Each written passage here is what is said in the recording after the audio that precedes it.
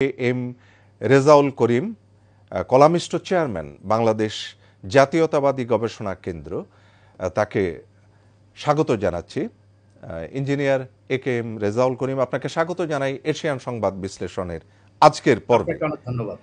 আপনি গবেষক, কলামিস্ট, লেখালেখি করেন, গভীরতর চিন্তার মানুষ। আমরা একটুখানি আপনার কাছ থেকে জানতে চাই, আজকের পত্রপত্রিকায় আমরা যেটা দেখছি যে জাকসু নির্বাচনে এখনো ভোট গণনা শেষ হয়নি, আমাদের সম্মানিত কিছু শিক্ষক পদত্যাগও করেছেন অব্যবস্থাপনার জন্যে, আবার ওদিকে কয়েকটি প্যানেল নির্বাচন বর্জন করেছে, আবার কেউ কেউ নির্বাচনে থেকে গেছেন।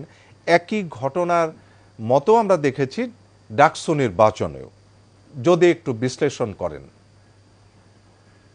ধন্যবাদ আপনাকে এবং এশিয়ান টেলিভিশনের দর্শক শ্রোতাদেরকে, যারা যে যেখান থেকে এই অনুষ্ঠানটি দেখছেন এবং বা পরবর্তীতে অনলাইনে সংযুক্ত হবেন।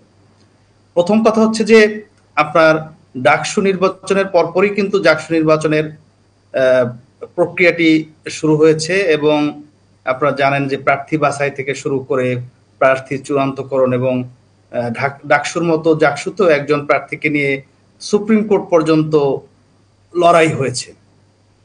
এখন কথা হচ্ছে যে নির্বাচনের শেষ পর্যায়ে এসে এক বা একাধিক দল এই ভোটকে বর্জন করলো এবং অব্যবস্থাপনার অজুহাতে আপনার কয়েকজন দায়িত্বরত শিক্ষকও আপনার এই দায়িত্ব থেকে পদত্যাগ করেছেন।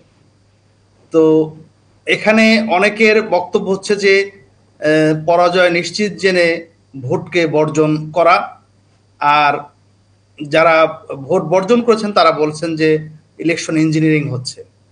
এখন যে অভিযোগের কারণে ইলেকশন ইঞ্জিনিয়ারিং বলা হচ্ছে যে আপনার ব্যালট পেপার ছাপানো হয়েছে জামাত নেতার প্রেস থেকে বা জামাত নেতার তত্ত্বাবধানে, এবং কাউন্টিং মেশিনও এইরকম।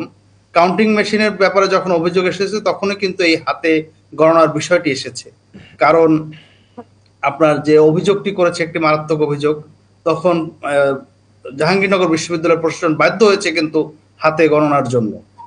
কথা হচ্ছে যে এই বিষয়গুলো তো আপনার নির্বাচন অনুষ্ঠিত হওয়ার আগেই যারা প্রতিদ্বন্দ্বী প্রার্থী বা যারা এই অভিযোগগুলো করেছেন তারা সেই প্রশ্নগুলো আনতে পারতেন, কিন্তু নির্বাচনের মাঝ পর্যায়ে গিয়ে আপনার এই অভিযোগটা এটা কিন্তু দৃষ্টিকটু। আরেকটি বিষয় মাথায় রাখতে হবে যে আপনার এই যে নির্বাচন বাতিল করা বা নতুন করে নির্বাচন করা, জাকসু নির্বাচন আজকে কত বছর পরে অনুষ্ঠিত হতে যাচ্ছে, 33 বছর পরে জাকসু নির্বাচন হয়েছে। ডাকসু নির্বাচন সিমিলারলি 2019 সালের পরে এই প্রথম ডাকসু নির্বাচন হলো। এখন এই ডাকসু বা জাকসুর মেয়াদ কিন্তু 1 বছর। এখন এই নির্বাচন আয়োজন নিয়ে বারবার, এটা কিন্তু একটা বড় নির্বাচনের মতোই একটা মানে যেমন ব্যয় সাপেক্ষ, যেমন সময় সাপেক্ষ এবং অনেক কষ্টকর একটা ব্যাপার। তো সেই ক্ষেত্রে যারা স্টেক হোল্ডার তাদের তো একদম প্রথম থেকে ডে ওয়ান থেকেই এই বিষয়গুলো লক্ষ্য রাখা উচিত ছিল।